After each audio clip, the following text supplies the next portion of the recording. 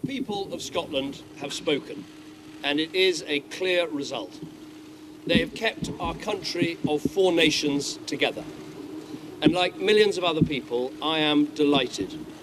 As I said during the campaign, it would have broken my heart to see our United Kingdom come to an end.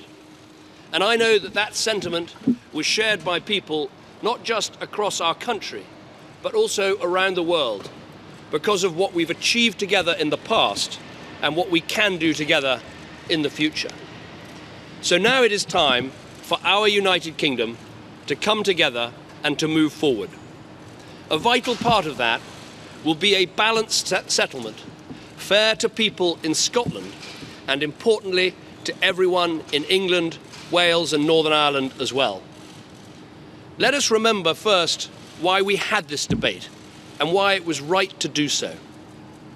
The Scottish National Party was elected in Scotland in 2011 and promised a referendum on independence. We could have tried to block that. We could have tried to put it off.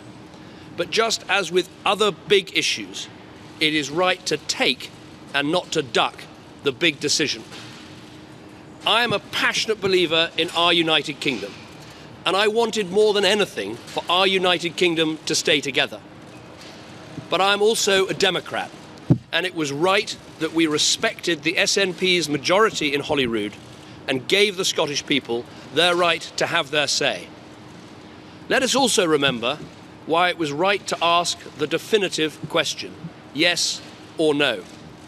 Because now the debate has been settled for a generation, or as Alex Salmond has said, perhaps for a lifetime. So there can be no disputes, no reruns. We have heard the settled will of the Scottish people. Scotland voted for a stronger Scottish Parliament backed by the strength and security of the United Kingdom. And I want to congratulate the No campaign for that, for showing people that our nations really are better together. I also want to pay tribute to Yes Scotland for a well-fought campaign, and to say to all those who did vote for independence, we hear you. We now have a chance, a great opportunity, to change the way the British people are governed and change it for the better. Political leaders on all sides of the debate now bear a heavy responsibility to come together and work constructively, to advance the interests of people in Scotland as well as those in England, Wales and Northern Ireland, for each and every citizen of our United Kingdom. To those in Scotland sceptical of the constitutional promises that were made, let me say this. We have delivered on devolution under this government, and we will do so again in the next Parliament. The three pro-union parties have made commitments, clear commitments, on further powers for the Scottish Parliament. We will ensure that those commitments are honoured in full. And I can announce today that Lord Smith of Kelvin, who so successfully led Glasgow's Commonwealth Games, has agreed to oversee the process to take forward these devolution commitments, with powers over tax, spending and welfare, all agreed by November, and draft legislation published by January. Just as the people of Scotland will have more power over their affairs, so it follows that the people of England, Wales and Northern Ireland must have a bigger say over theirs. The rights of these voters need to be respected, preserved and enhanced. It is absolutely right that a new and fair settlement for Scotland should be accompanied by a new and fair settlement that applies to all parts of our United Kingdom. In Wales, there are proposals to give the Welsh Government and Assembly more powers. And I want Wales to be at the heart of the debate on how to make our United Kingdom work for all our nations. In Northern Ireland, we must work to ensure that the devolved institutions function effectively.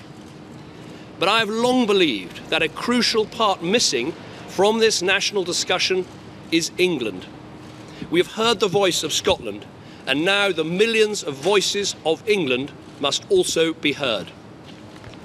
The question of English votes for English laws, the so-called West Lothian question, requires a decisive answer. So just as Scotland will vote separately in the Scottish Parliament on their issues of tax, spending and welfare, so too England, as well as Wales and Northern Ireland, should be able to vote on these issues. And all this must take place in tandem with and at the same pace as the settlement for Scotland. I hope that this is going to take place on a cross-party basis. I've asked William Hague to draw up these plans. We will set up a cabinet committee right away, and proposals will also be ready to the same timetable. I hope the Labour Party and other parties will contribute. It is also important that we have wider civic engagement about how to improve governance throughout our United Kingdom, including how to empower our great cities, and we will say more about this in the coming days. This referendum has been hard fought. It has stirred strong passions. It has electrified politics in Scotland and caught the imagination of people across the whole of our United Kingdom. It will be remembered as a powerful demonstration of the strength and vitality of our ancient democracy. Record numbers registered to vote and record numbers cast their vote. We should all be proud of that. It has reminded us how fortunate we are that we're able to settle these vital issues at the ballot box peacefully and calmly. Now we must look forward and turn this into the moment when everyone, whichever way they voted, comes together to build that better, brighter future for our entire United Kingdom. Thank you very much.